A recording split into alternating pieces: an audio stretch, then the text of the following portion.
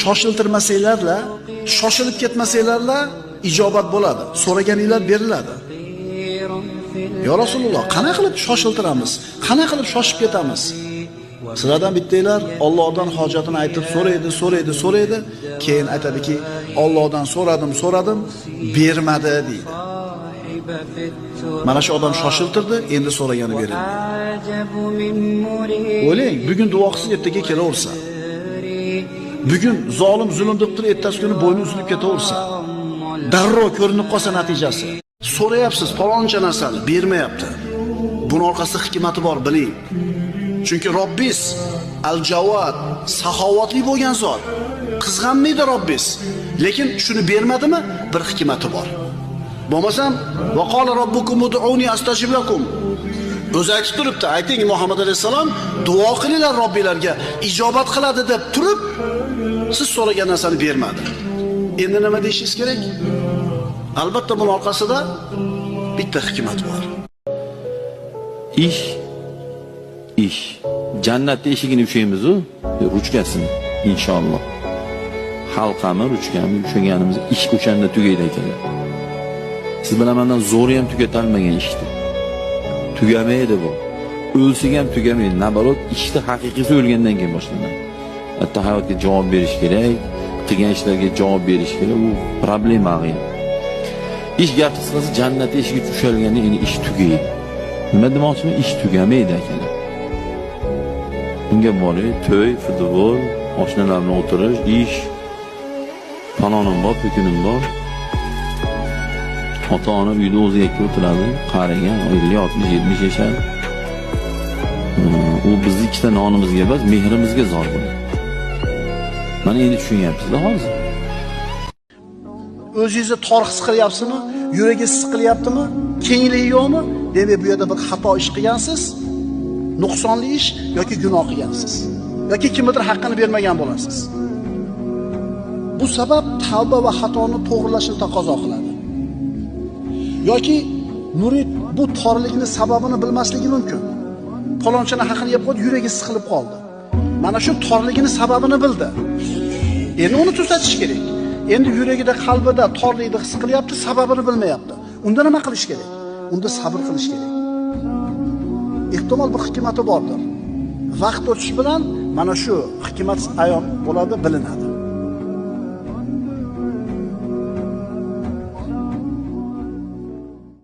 Intilganga tole yor deydi. Sandan harakot, mendan barakot deydi. Tirikchilikda ayb yo'q deydi. Halolmi? Bo'ldi, uni ayb deb bo'lmaydi. Bo'ldi, shunga yetyapti bilimimiz, kuchimiz, libbo ish qilamiz halol bo'lgandan keyin. U tozaxonada haromxo'rlarga o'xshab qumor o'ynab boy bo'lgandan ko'chada makulatura yig'ishtirib yurganimiz afzal. Musulmon shunday fikrda bo'ladi. Yoki ana haromxo'r o'g'rilarga o'xshab nima misol janozada bittasini velosipedini minib ketsa, misol talpada bilmay gogoda bo'lib qoladi-ku. Janozada velosipedlar yo'qoladi masalan. O'sha haromxo'r ham keladi janozaga. Ko'zi chamqaladi, turib saloti janoza deganda ular endi o'zini ishi-ku, professional bo'ladi. Shunday bitta hojladani velosipedni minib ketdi. Germanskiy bo'lsa $500. 10 minut. Shunday bitta bosadi, bitta rangni o'zgartiradi, ochiq sotib $500. Payg'ambarimiz sollallohu alayhi vasallam aytadilar: "Laysa minna man tashabbaha bi g'ayrina." O'zini bizdan boshqalarga o'xshatganlar bizdan emas. O'zini bizdan boshqaga o'xshatganlar bizdan emas. Wala tashabahu bil yahud wala bin nasara. Yahudi va nasroniylarga o'xshamaydi. Man tashabaha bi qawmin fa huwa minhum. Kim o'zini bir qavmga o'xshatsa, bas u ana shulardir. Bas u ana o'shalardir. Qiyomat kunida kim bir kishi kimlarning orasida tiriladi? Kimlarni yaxshi ko'rgan bo'lsa, kimlarga o'xshash xohlagan bo'lsa, qiyomatda ana shularning orasida tiriladi. Shuning uchun birodarlar, tug'ilgan kunlar, mana yaqin qoldi yangi yillar, Valentin kunlar, yana qanday kunlar bor? Musulmonlarga yarashmaydi bu narsa. Salovatni ko'p aytinglar. Salovat Rasululloh sallallohu alayhi vasallamga juda ko'p mushkulalarimiz, ehtimol hamma mushkulalarimizni hal bo'lishiga sabab bo'ladi. moddiy mushkula bo'lsin, ma'naviy mushkula bo'lsin. Tinimsiz ravishda zikrda yuraylik, jon akalar. Allohumma solli ala sayyidina Muhammadi va ala alihi va sahbihi va sallim. Parvardigor gunohimni kechir, Parvardigor rizqimni uzun qil, Parvardigor oilamga insof ber, qarzimdan najot ber. So'raymiz-ku. So'raymiz-a? Bu so'rashimiz ibodat. Ubay ibn Ka'b ummatning mushtahidlaridan, sahobalarning ichidagi mushtahid kishilardan, eng peshvo olimlardan bittasi ya Rasululloh, qiladigan duolarimni salovatga aylantirib qo'yaman dedi. Payg'ambarimiz aytdilar, unda duolarning ijobat bo'lishiga, mushkulalarning hal bo'lishiga kifoya qilar ekanda shu ish dedilar.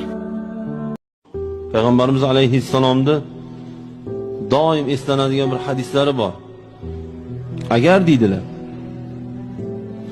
uyg'onganingda bunday quloq solsang, yashab turgan joying tinch bo'lsa, bu degani urush bo'lmayapti, tankalar yurgan yo'q, osmondan bombalar tushmayapti. Quloq solsang tinch. Bittasi. Ikkinchisi bunday a'zoingga qarovding, quloq eshityapti, ko'z ko'ryapti, og'iz gapiryapti, oyoqlar dvijeniyada qimirlayapti. Shal o'polmabsan, ko'r o'polmabsan, kar o'polmabsan, insult o'polmabsan, yo jinni o'polmabsan. Bu ikkinchisi. Qarovding, yeguliging bor. Bilgin ey ummatim, senga o'sha kuni butun dunyoning ne'mati hammasi senga berilibdi deganlar. Kimlardi qizi, ey yigitlar? Qaynatam tuppa-tuzuk odamni shu qizi shunaqa peli chatadi demang. Chunki sizni qaynatangiz Abu Bakr bilan Umar bo'lganda ham bu qiz keldi endi, bu nima qilasiz endi? Payg'ambarimiz sollallohu alayhi vasallam erkaklarga ta'lim berib, albatta ayol kishi qiyshiq qovurg'adan yaralgan. Uni tuzataman dema, sindirib olasan. Qiyshiqligicha foydalanaver degan. Faqat bir-biriga moslashib, siz ham o'sha qiyshiq qovurg'aga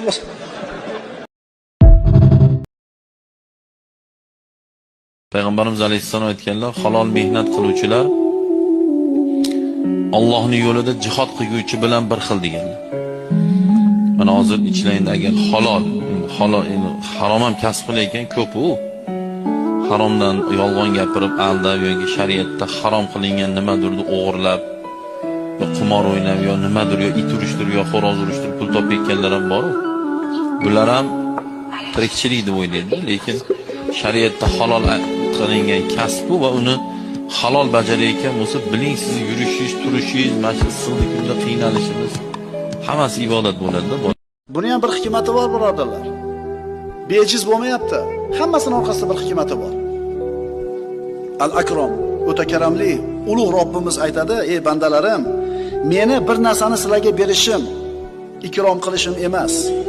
O'sha narsani bermay qo'yishim, xorlashim emas. Ato qilishim sinov, man qilishim davo."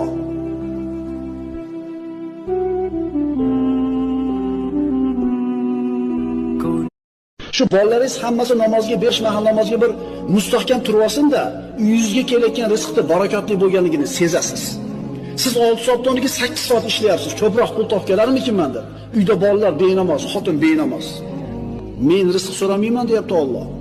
Rizqni men beraman deyapti.